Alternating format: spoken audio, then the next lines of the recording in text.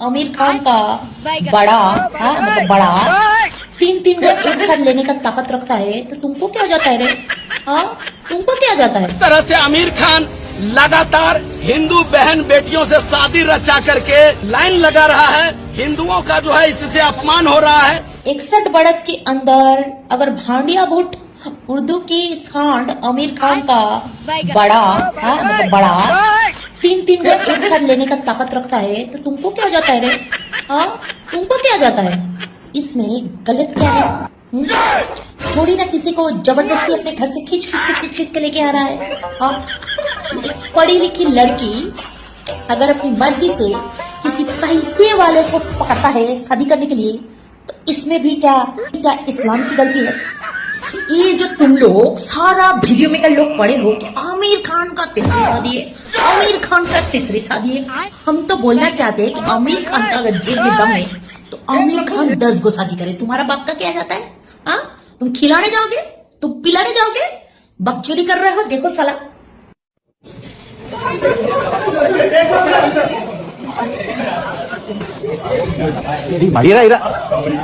क्या दिखा रहा है? हाँ, उसका बड़ा वाला ससुर है, मतलब वो जो बड़ा वाला बीबी पहले बॉयज कट चूल वाला देख रहे हैं ना, उस बीबी का ससुर। नहीं, उस बीबी का बाप और माँ। देखा कैसे दामाद के साथ ऐसा गला मिल रहा है? हाँ? तुम लोग हिंदू मुसलमान के पीछे पड़े हो। साला ये सारा जो हो रहा है ना, ये पैसे का खेल है। हाँ, जिसको तो हिंदू हिंदू कर रहे हो वो पैसे के पीछे भाग रहा है। जिस बीबी के लिए तुम इतना दौड़ो दिखा रहे हो, साला बीबी लोग सब आपस में मिला हुआ है अपने मर्द को दूसरों के साथ भगाने के लिए। तुमको क्या जाता है रे? तुम लोग साला आमिर के पीछे पड़े हो। तुम लोग साला हर चीज में मुसलमान हिंदू इस्लाम सनातन लेके बैठ जाते हो। एक मर्द शादी करेगा एक औरत से, अगर वो औरत पढ़ा लिखा है, बड़ा है, खुद से कमाता है और फिर वो डिसाइड करता है, साथ में उसका पूरा परिवार वाला भी वो बात मान लेता है कि वो एक 2 बीबी वाला 5 बच्चा वाला एक मर्द से शादी करेगा, तो एक सुस्त और एक मतलब होता है ना, क्या बोलते हैं उसको, मतलब जो अरे बांग्ला में बोलता है एक सुस्त स्वाभाविक सरकार মানে যেখানে আছে বা যেটা একটা উন্নত আধুনিক দেশ, সেই सब जगह में कोई किसी का ऐसे पर्सनल चीज में घुस सकता है? हाँ, क्या ये उत्तर कोरिया है? क्या तालिबान का राज है? हाँ, क्या है तुम्हारा बाबा का जागीर है कि हम किससे शादी करेगा वो तुम आके डिसाइड करके देगा? और ये जो मीडिया कर रहे हो ना, एक कुछ दिन पहले आमिर खान की लड़की की शादी आमिर खान ने एक हिंदू लड़के के साथ किया था रे। तब तुमको लगा था कि आमिर खान जिहादी है? तब तुमको लगा था कि आमिर खान कट्टरपंथी मुसलमान है?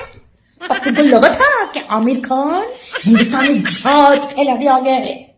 अगर जिहाद फैलाने आएगा तो हज करके आने के बाद धोती पहन के मंत्र फूक के अपनी बेटी की शादी हिंदू से करवाएगा?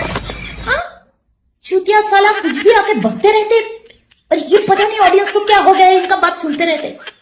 अरे भाई, ये सेकुलर लोगों का कंट्री है। यहाँ कोई आमिर खान, शाहरुख खान, कोई दिब्बा बढ़ती, हेमा मालिनी, सलमान खान, संजय दत्ता, कोई ये सब चीज लेके नहीं सोचता है। इस देश में सब खुला आजादी है सबको, जिसके साथ चाहे वो शादी करे। और सुन, सबसे बड़ी बात, ये जो तेरा बाप है ना, वो भी आमिर खान को फोन करके कॉन्ग्रेचुलेशन दिया है। हाँ, क्योंकि वो गोमूत्र नहीं पीता है, वो गोदूध पीता है। हाँ, गोरु का दूध, उसमें बादाम मार के उसका दिमाग में है। और वो इस हिंदुस्तान का सबसे बड़ा सेकुलर आदमी है, इसलिए वो एक तुम लोग जैसे भड़वा को मार्केट में उतार देता है और खुद फोन करके बोलता है कॉन्ग्रेचुलेशन बेटा, तुम 3 गो करने जा रहे हो, हमसे एक संभाला नहीं गया। আমির খানের বাচ্চা আমির খান, তোর 60 বছর বয়সে নাকি তোর বিয়ে করার শখ জেগেছে হিন্দুদের মেয়েদের, তুই নাকি বিয়ে করিস হিন্দুদের মেয়েদের। তা আমিও বিয়ে করতে ভালোবাসি, শোন, আমিও বিয়ে করতে ভালোবাসি তোর মতন আমির খানদের। তা তোর যদি এত বিয়ে করার শখ, তুই চলে আয় আমার সঙ্গে বিয়ে করবি। তুই নাকি ছেলে মেয়ের পয়দা দিস, ঠিক আছে, আমার সঙ্গে বিয়ে করে তুই আমাকে ছেলে মেয়ে পয়দা দে। আর পয়দা দে যদি না দিতে পারিস তোর টুনটুনিটা কেটে তোর মার হাতে ধরিয়ে দেবো। আয়, তুই কত বড় চুটিয়া, আয়। তোর নাকি হিন্দুদের মেয়েদের বিয়ে করার নাকি খুব শখ। তা আমি হিন্দুর মেয়ে বলছি, আমি তোকে বিয়ে করব। ছেলে মেয়ে পয়দা দিবি। ছেলে মেয়ে যদি পয়দা না দিতে পারিস 60 বছর বয়সে, তোর মায়েরই টুনটুনি কাটবো, কেটে তোর মার হাতে ধরিয়ে দেবো ডাইরেক্ট। তবে আমি বলছি না, তবে হিন্দুর মেয়েদের ঘুরঘুরুনি আছে, গাড়ি পোকা আছে, তোকে বিয়ে করে। শুধু তোর একলার দোষ নেই, হিন্দুদের মেয়েদের গাড়িও জ্বালা আছে, ওই জন্য তোকে বিয়ে করে।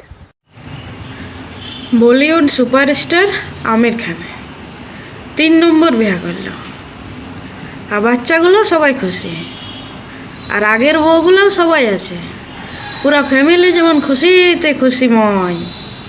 আর আমরা যারা বাস্তবে জীবনযাপন করছি, একটা বিয়া করে কেলে গেছে হাজব্যান্ডের সঙ্গে। কেউ পাহাড় থেকে ফেলে দিচ্ছে, কেউ বস্তায় ভরে ফেলে দিচ্ছে, কেউ ঠেলে ফেলে দিচ্ছে, কেউ বিষ খাওয়ায় মরাই দিচ্ছে। আমরা একটা বিয়া সামলাতে পারছি না সাধারণ মানুষ, আর 3-3টা বিয়া করে 3-3টা বউয়ের বাচ্চাকে সামলাছে। তাদের মেন্টালিটি আর আমাদের সাধারণ মানুষের মেন্টালিটির মধ্যে তফাৎ আছে। তাদের মেন্টালিটি হয়তো আমার মনে হয় অনেক গ্রো করেছে বা অনেক হাই, আর আমরা আমাদের ক্ষীণ মানসিকতা। আচ্ছা ভাই, অভাব, হাজব্যান্ডকে শেয়ার করতে আমরা পারি নাই। ওরা স্বাধীনভাবে জীবনযাপন করে, আর আমরা পরাধীনতায় জীবনযাপন করি। প্রধান সমস্যা এটা। তো তাদের দিকে লাভ নাই, ওদের দিকে আমিও 2টা শাদি করে নিলি, তারপরে বাঁশ খাবে। কদিন আগেই দেশের প্রধানমন্ত্রী নরেন্দ্র মোদী আমাদের রাজ্যে এসে একটা সভাতে সাধারণ মানুষ যারা উপস্থিত ছিলেন তাদের উদ্দেশ্যে জিজ্ঞেস করেছিলেন, মনে আছে, যে কেমন লাগছে পরিবর্তন। তো ওই সভায় যারা উপস্থিত ছিল তারা নিশ্চয়ই সমস্যারে উত্তর দিয়েছিল যে খুব ভালো লাগছে, ভীষণ ভালো লাগছে। কারণ যারা ওই সভায় উপস্থিত ছিলেন তারা বেশিরভাগই বিজেপির কর্মী সমর্থক, তারাই তো চেয়েছিলেন পরিবর্তন এবং তাদের তো ভালো লাগারই কথা।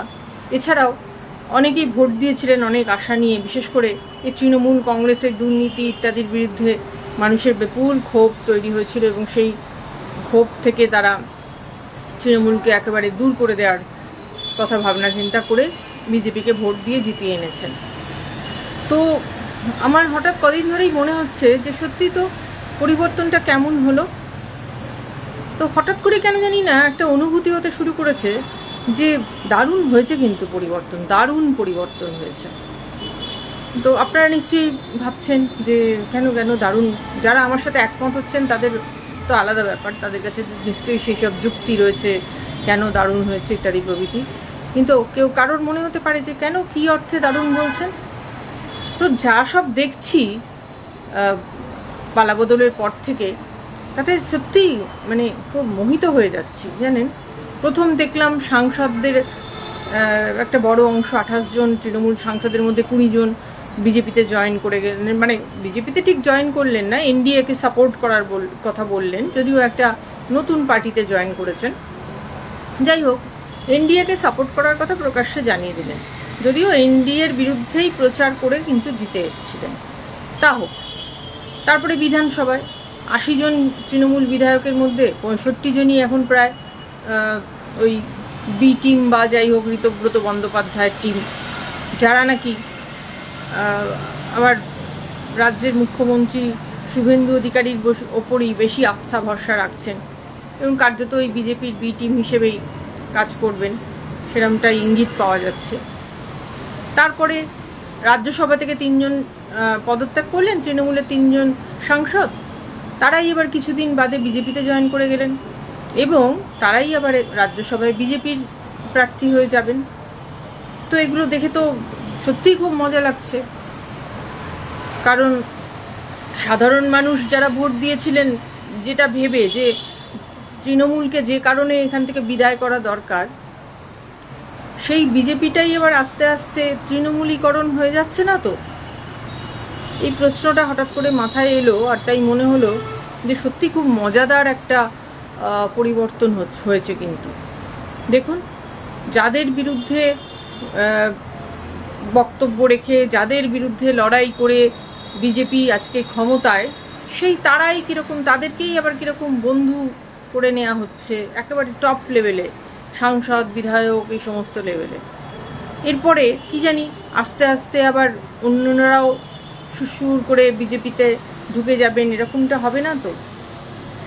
আমরা তো ভেবেছিলাম ভোটের আগে, অনেক দিন আগে, এই শুভেন্দু অধিকারী থেকে শুরু করে অনেকেই যারা এখন একেবারে তাবড় সব মন্ত্রী, মুখ্যমন্ত্রী শুভেন্দু অধিকারী, শিল্পমন্ত্রী তাপস রায়, শঙ্কর ঘোষ, এরকম সব তাবৎ তাবৎ লোকজন, তারা এখন মন্ত্রী এবং প্রথম সারির মন্ত্রী বিজেপিতে, তারা কিন্তু সব ওই তৃণমূল অথবা সিপিএম এসব দল থেকে আসা।